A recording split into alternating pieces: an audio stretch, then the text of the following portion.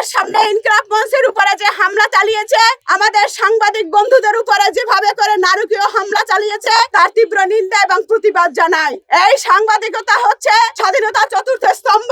এই 24-এর গণঅভ্যুত্থানে আমরা কোনো মূল মিডিয়া পাই নাই। এই ডিজিটালে যারা কাজ করেছে তারা জীবনের রিস্ক নিয়ে তারা আমাদের সামনে হেঁটেছিল।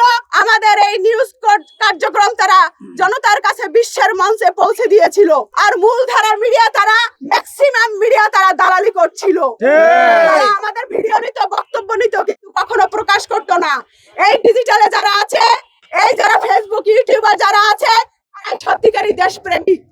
এই প্রেমিকদেরকে যারা হাত তুলেছে তাদের ভিডিও ফুটেজ আছে, প্রত্যেকে আইডেন্টিফাই করে তাদের বিচারের মুখোমুখি করতে হবে।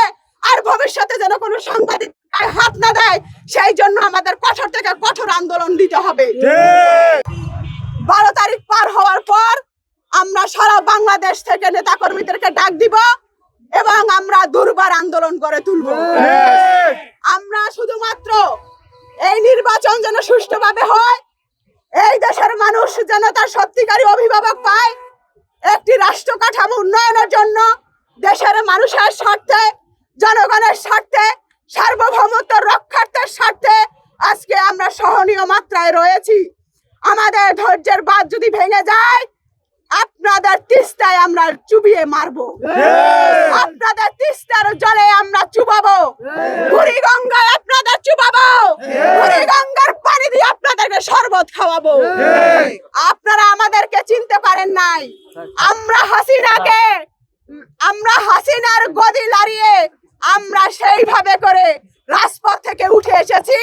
আমাদেরকে দিয়ে ভয় ভীতি দেখিয়ে কোনো লাভ নেই।